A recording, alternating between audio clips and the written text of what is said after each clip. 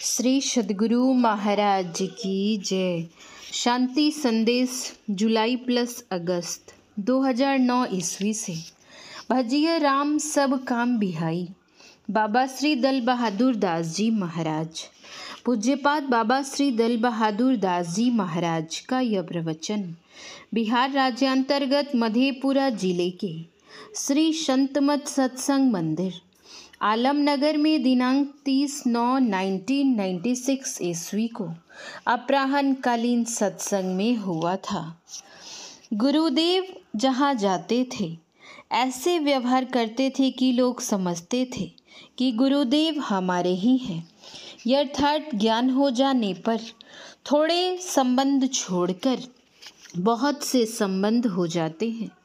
उनके गुरुदेव के लिए एक ही कड़ी काफ़ी हो गई। देह धरे कर यही फल भाई, भजिय राम सब काम बिहाई। किष्किंधा कांड रामचरितमानस। इसे सार्थक करने में गुरुदेव लग गए। आज देखिए जितने लोग इधर इस मार्ग में हैं उन्हें एक ना एक दिन उस सुख को पाना है। यदि संतों और भगवंतों का वचन सत्य है तो जो सत्संगी नहीं है केवल सत्संग प्रेमी हैं, प्रेम से सत्संग सुनते हैं, उनमें भी जब इस संस्कार का उदय होगा तब उनका भी मन प्रेरण करेगा हम भी सत्संग करें, ध्यान करें। वे भी एक दिन सत्संगी बन ही जाएंगे, अनुकूल साथी मिलेंगे ही और वे भी भक्ति मार्ग में एक डेग आगे बढ़ जाएंगे। यह संसार जाल नहीं महाजाल है। आगे कहते हैं, धरनी धाम धनपुर परिवारु, सरग नरक जह लगी व्यवहारु, देखिय सुनिय गुनिय मन माही, मोमूल परमारथ नाही। अयोध्या कांड रामचरितमानस। स्वर्ग तक जाकर भी इस जाल से नहीं बच सकते। इस महाजाल से बचने की क्षमता उन्हें होगी जो महान पुरुष संत सद्गुरु की शरण में जाएंगे और कोई उपाय नहीं है। मोहनी सा सब सोवनिहारा, देखिय सपन अनेक प्रकारा। अयोध्या कांड रामचरितमानस। अज्ञान की रात में सोने वाले सभी जन अनेक प्रकार के स्वप्न देख रहे हैं। भीषण हमला हो रहा है, बाघ पकड़ रहा है, पर यह कब तक, जब तक हम सोए रहते हैं। पर जग जाने पर, ज्ञान हो जाने पर सब झूठ प्रतीत होता है। यही जग जामिनी जागहि जोगी, परमारथी प्रपंच वियोगी। इस संसार रूपी रात्रि में संत महात्मागण जागते हैं। वे सार को ग्रहण करते हैं, असार को त्यागते हैं। एक बार सिकलीगढ़ धरहरा आश्रम के बगीचे में आम के गाछ में इतने आम आए कि सब डालियां झुक गईं। एक रात जोरों की आंधी आई, आमों का पठार ढेर लग गया, सब डालें ऊपर उठ गईं। सुबह गुरुदेव से जाकर कहा गया। गुरुदेव ने कहने की कृपा की, आए थे तो गए, सब तो नहीं ना गए। सहन शक्ति आती है इस ज्ञान में। ऐसे ज्ञानी के लिए आया तो ठीक, गया तो ठीक। एक महात्मा जी थे। उनको एक चेले ने कहा, गुरु महाराज जी मैं आपकी सेवा में रहूँगा। महात्मा जी ने कहा, एक शर्त है, मानो तो रहो। चेले ने कहा, कहिए गुरु महाराज क्या शर्त है। गुरु महाराज ने कहा, मैं जो करूँगा सो नहीं पूछना, मैं जो कहूँगा वही करना। अगर शर्त स्वीकार हो तो रहो, चेला जी शर्त स्वीकार कर सेवा में रहने लगे। वह ऐसा पात्र निकला कि आश्रम के सभी काम संभाल लिया। वह गुरु आज्ञानुकूल सेवा करता था। महात्मा जी को एक लड़का था, वह जवान हो गया था। समाज के लोगों ने कहा, महात्मा जी, लड़का सयाना हो गया है, अच्छा होता अगर शादी हो जाती। महात्मा जी ने कहा, ठीक है, लड़के के रूप और गुण के योग्य लड़की मिल जाए तो बात चला दीजिए। चर्चा चली, उस लड़के के रूप गुण के अनुकूल लड़की मिल गई। लोगों ने कहा, महाराज, आपके लड़के में जो गुण और रूप हैं, वे गुण और रूप अमुक की लड़की में हैं। बातचीत चली, ठीक जोड़ी मिलने के कारण बात तय भी हो गई। शादी के दिन भी निश्चित हो गया। महात्मा जी ने राम चेले सेवक को शादी के लिए सब सामान लिखा दिया और अंत में कहा, 4 गज सादा मार्किन कपड़ा भी लिख लो। चेला सोचने लगा कि जब सब सामान लिखा ही दिया गया तो 4 गज सादा मार्किन लिखाने का क्या काम है। फिर सोचा, हो सकता है उस मार्किन की आवश्यकता पड़ जाए। उसने लिख लिया और सब सामान ले आया। चेले ने कहा, मंडप बनाने के लिए कितने बांस काटने हैं। महात्मा जी ने सब जोड़कर बांस की संख्या बता दी और कहा कि इतने बांस काट लेना। फिर कहा, 2 बांस और काट लेना। चेले के मन में आया, हो सकता है कि उस समय आवश्यकता पड़ जाए, इसलिए बांस लाकर मंडप के बांस से मंडप बनाया और 2 बांस सुरक्षित रख दिए। शादी होने के बाद दुर्भाग्य से लड़के की मृत्यु हो गई। महात्मा जी कहते हैं राम चेले से कि 4 गज मार्किन है या नहीं। उसने कहा, है। महात्मा जी ने कहा, ले आओ। फिर कहा, 2 बांस फाजिल लाने को कहा था, है या नहीं। चेले ने कहा, है। तो महात्मा जी ने कहा, ले आओ। चेला सोचने लगा, जो जो सामान फाजिल मंगवाया था वही वही सामान मांग रहे हैं। इसका मतलब है कि महात्मा जी इस बात को पहले से ही जानते थे। ऐसी बात थी कि शादी क्यों करवाई।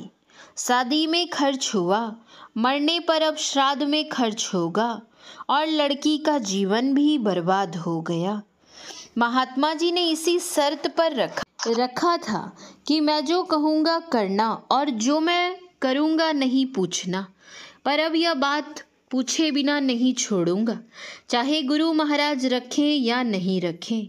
वह गुरु महाराज से कहता है, गुरुदेव, आप चाहे रखिए या नहीं रखिए, अब मैं बिना पूछे नहीं छोड़ूंगा।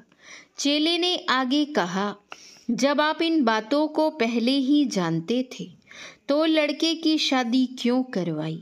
शादी में खर्च हुआ, मरने पर अब श्राद्ध में खर्च होगा और लड़की का जीवन भी बर्बाद हो गया। महात्मा जी ने कहा, अब लड़का मर गया तो लड़की कुंवारी नहीं रही।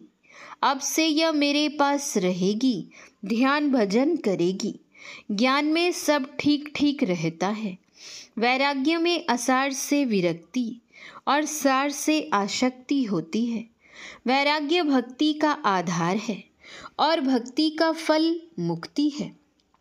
याज्ञवल्क्य जी महाराज की 2 पत्नियां थीं, मैत्रानी और कात्यायनी। जब उनका मन संसार के भोगों से उपराम हो गया तो उन्हें संन्यास लेने की इच्छा हुई। उनके मन में हुआ कि मेरे नहीं रहने पर दोनों पत्नियों में वैमनस्य न हो, इसलिए जितना वैभव धन धान्य है दोनों में बांट देना चाहिए। ऐसा सोचकर दोनों पत्नियों को बुला लिया और कहा, मैं अब संन्यास ग्रहण करूँगा। मेरा जितना वैभव और धन धान्य है बंटवारा कर देता हूँ। यह कहकर सभी कुछ बंटवारा कर दिया। छोटी पत्नी का मन संसारी था। उसे बड़ी खुशी हुई कि आधी संपत्ति की मालकिन मैं बन गई। बड़ी पत्नी मैत्रानी धार्मिक प्रवृत्ति की थी। वह सोचने लगी कि लोग पहले की वस्तु को तब छोड़ते हैं जब उसकी अपेक्षा कोई दूसरी महत्वपूर्ण वस्तु मिले। पतिदेव इतना वैभव तथा धन धान्य को छोड़कर जा रहे हैं। हो न हो इनसे विशेष महत्वपूर्ण वस्तु मिल गई हो। मैत्राणी ने कहा, पतिदेव, इस धन धान्य और वैभव से शांति मिलेगी? याज्ञवल्क्य जी महाराज ने कहा, इससे शांति नहीं मिलेगी। धनी या सुखी बनकर रहोगी। तुम जिस शांति के लिए कहती हो उसी की खोज में मैं जा रहा हूँ। मैत्राणी ने कहा, मुझे भी वही सुख चाहिए। याज्ञवल्क्य ने कहा, पहले भी तुम धार्मिक प्रवृत्ति की थी, अभी भी तुम धार्मिक प्रवृत्ति की हो। यह कहकर दोनों भजन करने निकल गए।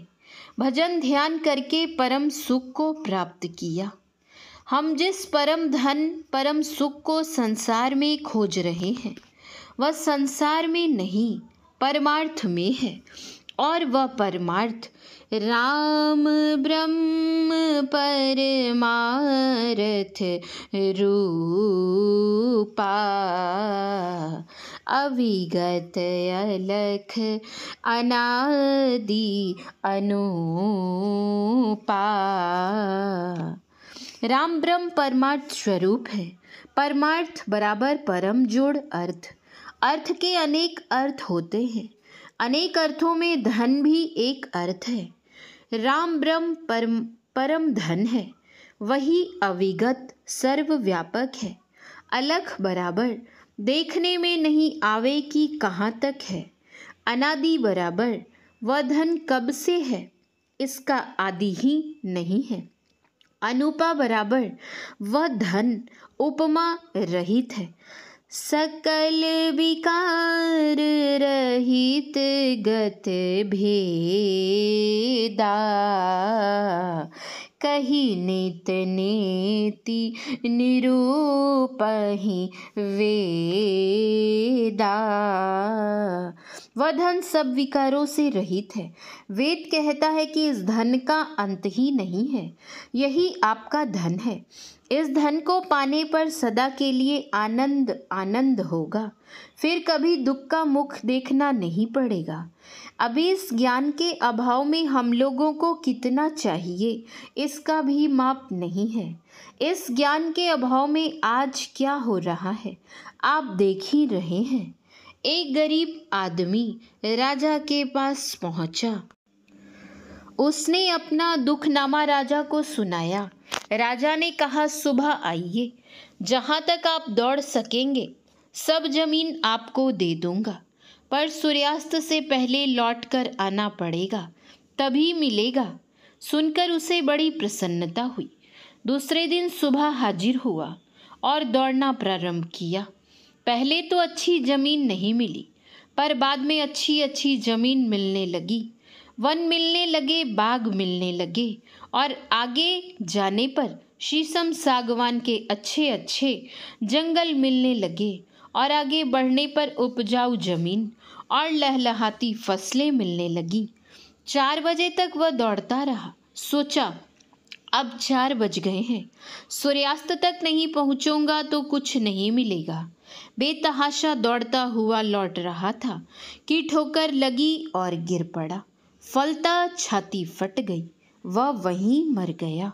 गोस्वामी तुलसीदास जी ने लिखा है, लपट तृष्णा अधिक बाढ़ी, चहु दिसि जह रात रे। चलतु है निशि दिवस जग में, जरतु है जियगात रे। संतोष दया क्षमा मन में, शील शीतल छाह रे। साधु संगत हरि भजन करी ले, नाही और उपाय रे। कोटि कोटि उपाय करी मन, जीव जरनी न जाए रे। पियो अमृत नाम हरि को, तुरत तपति बुझाए रे। इधर जाने से मिलेगा कि उधर जाने से मिलेगा, सभी परेशान परेशान हैं। जैसे बंदर पक्के फल के लिए इस गाछ से उस गाछ पर कूदते रहते हैं, वही दशा हम लोगों की भी है। इसलिए इस ज्ञान में आइए, अध्यात्म प्रकरण को अपनाइए, सत्संग ध्यान नहीं छोड़िए, तो यह ज्ञान हो जाएगा, आप सुखी हो जाएंगे। जय गुरु। श्री सद्गुरु महाराज की जय। महर्षि दल बहादुर जी महाराज के प्रवचन का कुछ अंश पढ़ा गया है। श्री सद्गुरु महाराज की जय। श्री सद्गुरु महाराज की जय। श्री सद्गुरु महाराज की जय।